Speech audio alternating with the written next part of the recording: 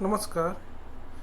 इयत्ता 11वीचा राज्यशास्त्र या विषयाचा आपण घटक 1 ज्यामध्ये राज्य या संकल्पने ही आपण या आधीच्या व्हिडिओमध्ये अभ्यासली. तर घटक 1 मधली राज्य या संकल्पनेचा स्वाध्याय आपण या ठिकाणी अभ्यासणार आहोत.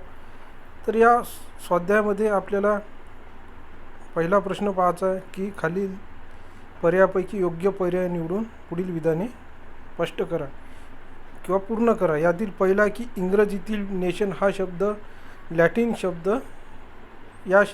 शब्दापासून तयार झाला. तर याचं उत्तर आपल्याला प्रामुख्याने पहिलाच पर्याय नॅसी आणि पहिल्याच पेजवर बहुतेक याचं उत्तर आपल्याला सापडून जाईल.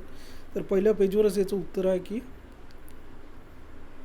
नेशन या शब्दाची उत्पत्ती कोणत्या शब्दापासून झाली? नॅशी या शब्दापासून झाली. याचा अर्थ काय होते? जन्माला येणे. तर अशा प्रकारे पहिल्या प्रश्नाचं उत्तर काय राहील? नॅसी. पहिल्या प्रश्नाचं उत्तर नॅसी.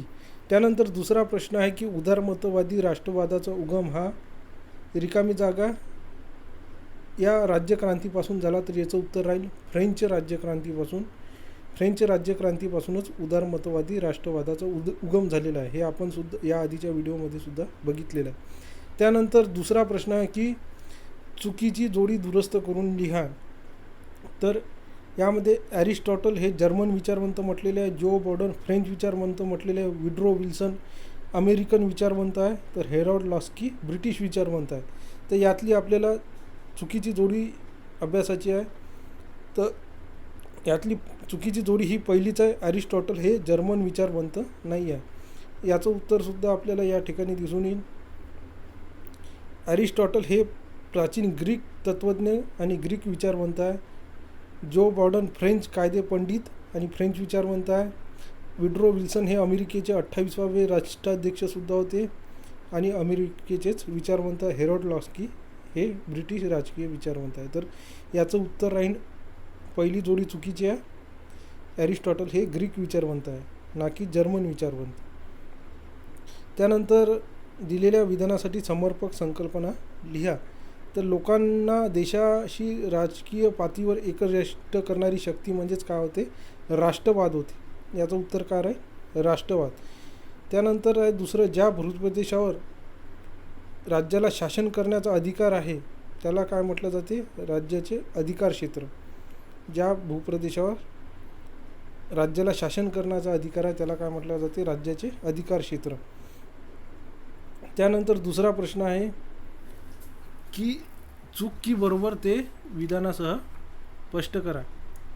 तर यातलं पहिलं आहे की प्रागतिक राष्ट्रवाद लोकांमध्ये तेढ निर्माण करू शकते. तर याचं उत्तर चूक आहे. प्रागतिक राष्ट्रवाद हा लोकांना विकासाकडे वाटचाल करायला लावते. म्हणजेच पहिलं उत्तर काय? चुकीचं आहे. त्यानंतर विकासवादी राष्ट्रवाद हा विकासाला प्रोत्साहन देते, हा लोकांमध्ये तेढ निर्माण करत नाही. त्यानंतर आहे की सार्वभौमत्व म्हणजे देशाला स्वतंत्रपणे निर्णय घेण्याचा अधिकार. तर हे उत्तर बरोबर आहे. सार्वभौमत्व म्हणजेच देशाला स्वतंत्रपणे निर्णय घेण्याचा अधिकार. पॅलेस्टाईन हे एक राज्य आहे. तर हे उत्तरसुद्धा बरोबर आहे. पॅलेस्टाईन हे एक राज्य आहे. या ठिकाणी त्याचं उत्तर दिसून येईल. पॅलेस्टाईनला संयुक्त राष्ट्राच्या 100हून अधिक राष्ट्रांनी पॅलेस्टाईन यांना कशाचा दर्जा दिलेला आहे? राज्याचा दर्जा दिलेला आहे.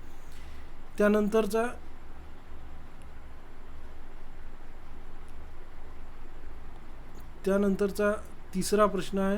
चौथा प्रश्न आहे, प्रसारवादी राष्ट्रवाद हा आक्रमक राष्ट्रवादाचा प्रकार आहे. तर हे बरोबर आहे. प्रसारवादी राष्ट्रवाद हा आक्रमक राष्ट्रवादाचाच प्रकार आहे. हे आपल्याला या ठिकाणी दिसूनच येईल. पुस्तकात दिलेलंच आहे. राष्ट्रवादाच्या प्रकारामध्ये याचं उत्तर आपल्याला दिसून येईल की उदारमतवादी राष्ट्रवाद बघितल्यानंतर प्रसारवादी राष्ट्रवाद हा आक्रमक स्वरूपाचा असतो आणि हा आक्रमक स्वरूपाच्या राष्ट्रवादाचा पुरस्कर्ता आहे. म्हणूनच असं म्हणता येईल की ते उत्तर बरोबर आहे. त्यानंतर आपले मत नोंदवा. भारत एक राज्य आहे. याविषयी आपलं मत तुम्ही तुमच्या मत नोंदवू शकता, कारण या ठिकाणी आपलं मत नोंदवायचं आहे. त्यानंतर पुढील प्रश्न चौथा की पुढील प्रश्नांची उत्तरे लिहा.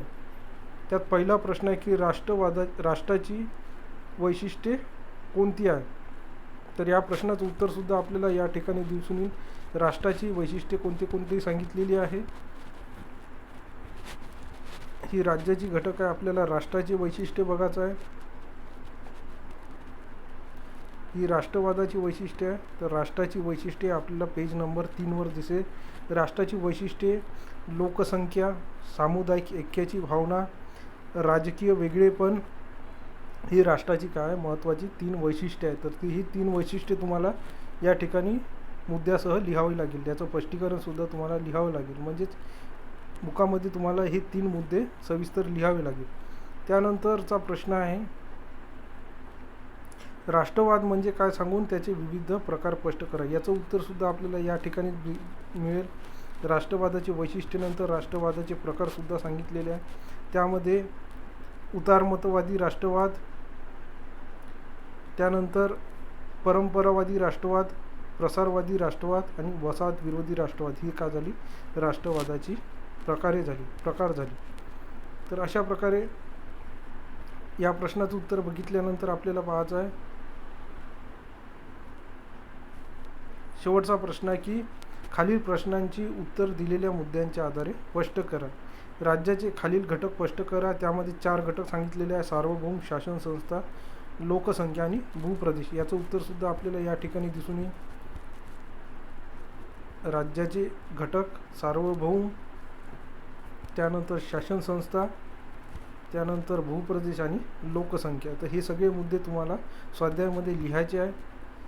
तर अशा प्रकारे आपण युनिट 1मध्ये राज्य या संकल्पनेचा स्वाध्याय अभ्यासला. त्यामध्ये आपल्याला दुसरा घटक नंतर बघायचा आहे, तो म्हणजे स्वातंत्र्य आणि हक्क.